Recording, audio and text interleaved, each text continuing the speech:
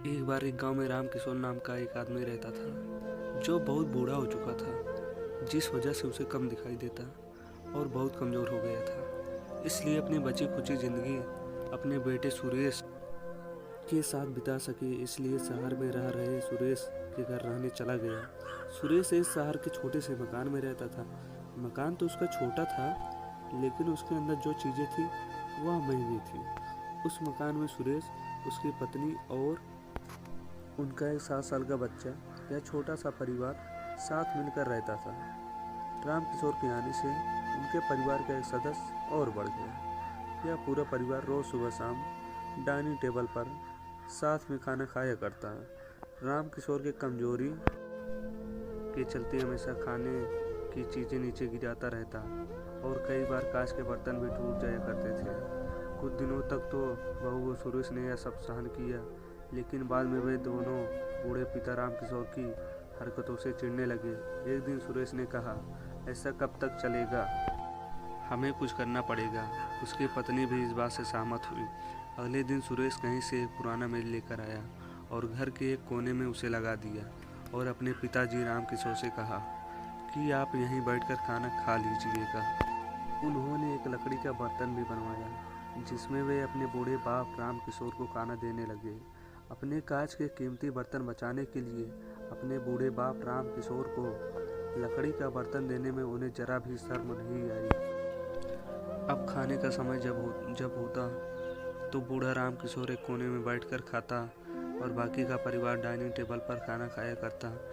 Dining table पर बैठे बैठे दोनों पति पत्नी कभी कभी अपने बूढ़े बाप राम किशोर की तरफ देख लिया करते। राम किशोर की आंखों में उन्हें आंसू भी नजर आते, मगर उन पर जैसे कोई असर ही नहीं होता।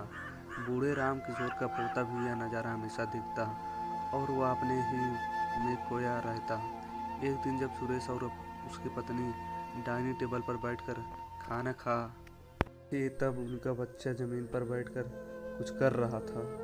उन दोनों ने बच्चे हाथ में लकड़ी का टुकड़ा देखा, लेकिन उन्हें कुछ समझ में नहीं आया कि बच्चा लकड़ी के टुकड़े के साथ क्या कर रहा है।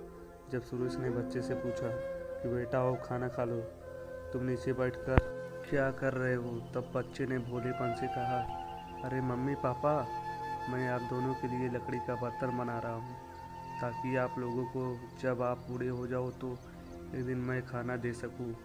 अपने नादान बेटे द्वारा की गई यह सहज बात दोनों के दिल में तीर की तरह उतर गई। दोनों एक दूसरे का चेहरा निहारने लगे। बिना कुछ कहे ही दोनों की आंखों में पानी आ गया और उन्हें अपने भविष्य की किताब अपने आप को सामने खुलती हुई नजर आई।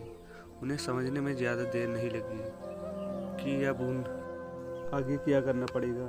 अगले दिन सुरेश ने कमरे के कोने से वह पुराना मेज हटा दिया और अब बूढ़ा राम किशोर और बाकी का परिवार साथ में मिलकर फिर से खाना खाने लगे। बूढ़े राम किशोर की कमजोरी की वजह से हो रही गलतियां भी अब किसी को नहीं चिढ़ाती थी।